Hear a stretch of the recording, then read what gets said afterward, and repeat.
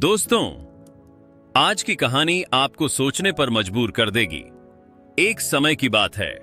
चंद्रगढ़ नाम का एक बहुत ही समृद्ध और सुंदर राज्य था। उस राज्य के राजा थे वीरेंद्र सिंह और उनकी एक ही बेटी थी, राजकुमारी आराध्या। आराध्या जितनी खूबसूरत थी, उतनी ही दयालु और समझदार भी थी। पूरे राज्य में उसकी सुंदरता के साथ साथ उसकी अच्छाई की चर्चा होती थी। जब राजकुमारी विवाह योग्य हुई तो दूर दूर के राज्यों से बड़े बड़े राजकुमार उसके लिए प्रस्ताव लेकर आने लगे। हर कोई उससे विवाह करना चाहता था, लेकिन राजकुमारी ने एक अजीब शर्त रख दी। उसने कहा कि वह उसी से विवाह करेगी जो उसे उसके दिल से समझे, न कि उसके रूप या राजसी वैभव के कारण। यह सुनकर राजा बहुत परेशान हो गया, क्योंकि उसे समझ नहीं आ रहा था कि आखिर वह अपनी बेटी के लिए योग्य वर कैसे ढूंढे। इसी बीच एक दिन महल के दरवाजे पर एक फटे पुराने कपड़ों में लिपटा हुआ भिखारी आया। उसके चेहरे पर एक अजीब सी शांति थी। उसने दरबार में आकर कहा, महाराज, मैं आपकी बेटी से विवाह करना चाहता हूं। यह सुनते ही पूरे दरबार में सन्नाटा छा गया। राजा का चेहरा गुस्से से लाल हो गया।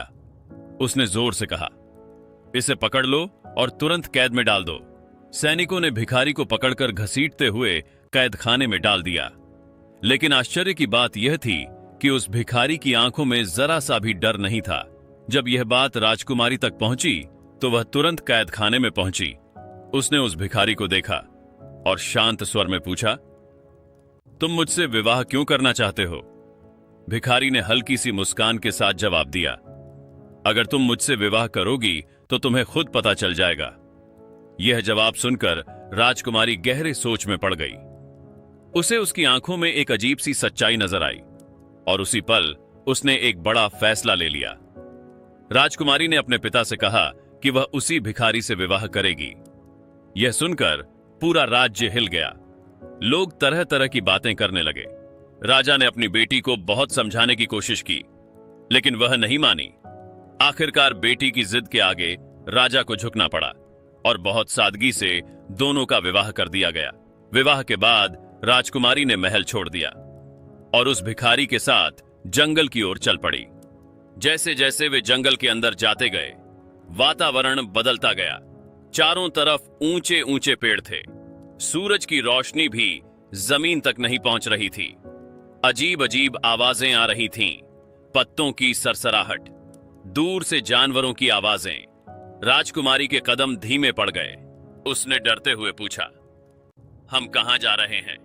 भिखारी ने शांत स्वर में कहा, जहां तुम्हारी किस्मत तुम्हें ले जा रही है। थोड़ी देर बाद राजकुमारी को लगा कि कोई उनका पीछा कर रहा है। वह पीछे मुड़ी, लेकिन वहां कोई नहीं था। फिर अचानक उसे एक पेड़ के पीछे काली परछाई दिखाई दी। वह डरकर भिखारी के पास आ गई। तुमने देखा? उसने घबराते हुए पूछा। भिखारी ने कहा, जो दिखता है वह हमेशा सच नहीं होता।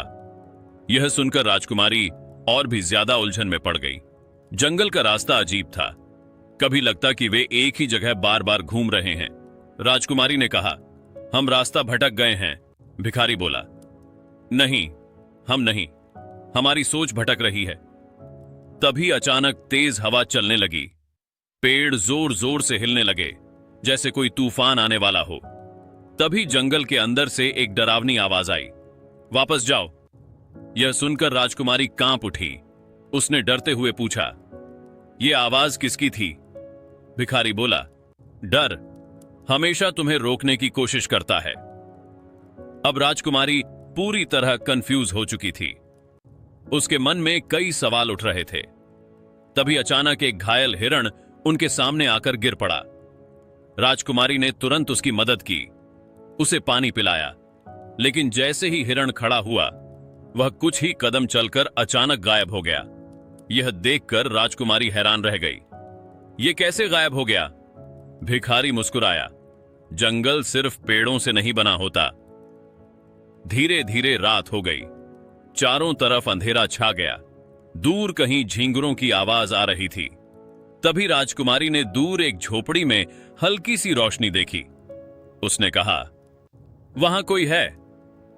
दोनों उस तरफ बढ़े, लेकिन जैसे ही वे पास पहुंचे, रोशनी बुझ गई और झोपड़ी गायब हो गई। अब राजकुमारी डर से कांप रही थी।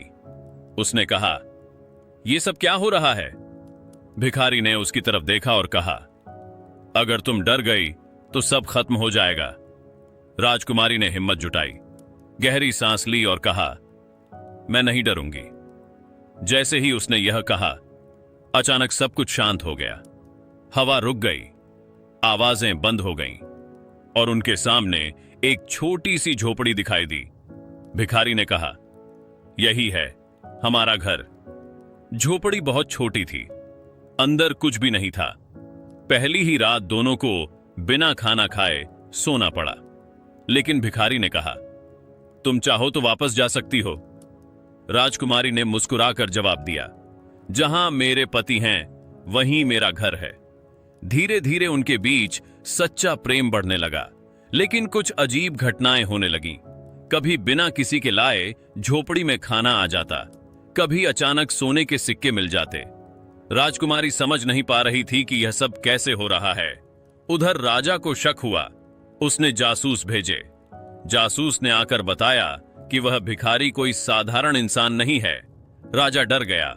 उसने एक खतरनाक जादूगर को बुलाया और आदेश दिया कि वह उस भिखारी की सच्चाई पता लगाए। एक रात जादूगर ने भयानक तूफान भेजा। झोपड़ी हिलने लगी। राजकुमारी डर गई, लेकिन भिखारी शांत बैठा रहा। उसने कहा, भगवान हमारे साथ है। और देखते ही देखते तूफान रुक गया। सब कुछ शांत हो गया। यह देखकर जादूगर डर गया। अब राजकुमारी के मन में एक ही सवाल था, यह है कौन? एक दिन भिखारी ने उससे पूछा, अगर मैं तुम्हें और कठिन जीवन दूं तो क्या तुम साथ दोगी? राजकुमारी ने बिना सोचे कहा, मैं हर हाल में साथ दूंगी।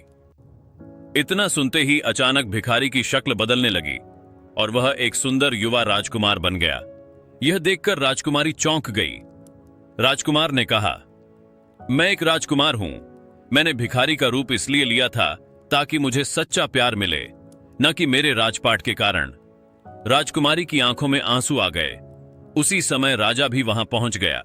यह सब देखकर उसे अपनी गलती का एहसास हुआ। वह रो पड़ा और बोला, मैंने घमंड में आकर बहुत बड़ी गलती की।